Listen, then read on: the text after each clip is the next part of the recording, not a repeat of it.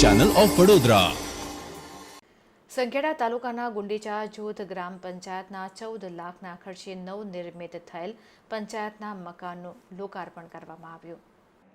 નવનિર્મિત થયેલ પંચાયત મકાનનું સંખેડા તાલુકાના ધારાસભ્ય અભયસિંહભાઈ તડવી તેમજ જિલ્લા પંચાયત પ્રમુખ મલકાબેન પટેલ અને ગુંડીચાના સરપંચ પલ્લિકાબેન વસાવા તેમજ તાલુકા પંચાયત સદસ્ય શીલાબેન અતુલભાઈ પટેલ ગામના સભ્યો અને આગેવાનોની ઉપસ્થિતિમાં બનેલ આ નવીન પંચાયત ઘરમાં નારિયેળ વઢેરી તેમજ ફૂલ દ્વારા શણગાર કરી રિબિન કાપીને મુખ્ય મહેમાનોના હસ્તે લોકાર્પણ કરવામાં આવ્યું હતું.